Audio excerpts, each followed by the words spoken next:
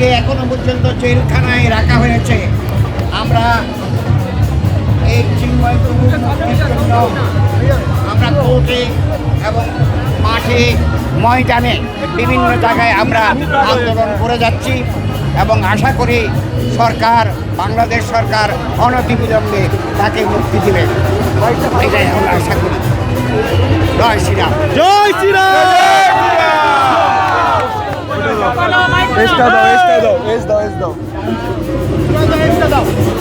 এখানে আছেন বিভিন্ন পূর্ব বাংলা থেকে হিন্দুরা এখানে এসেছেন এবং তাদের সহযোগিতা কামনা করছি। যেহেতু তাদের ভয়ের কোনো কারণ নাই।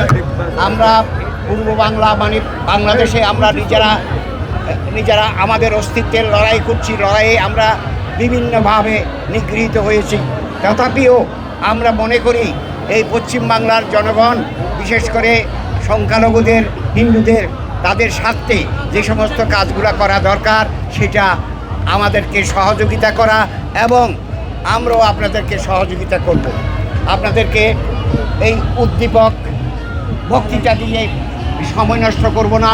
বিশেষ করে আপনারা শুধু ভগবানের কাছে প্রার্থনা করেন, শ্রীকৃষ্ণের কাছে প্রার্থনা করেন যাতে অনতিবিলম্বে চিন্ময় প্রভুর মুক্তি হয় এবং মুক্তি অবধারিত। জয় শ্রীরাম। জয় শ্রীরাম।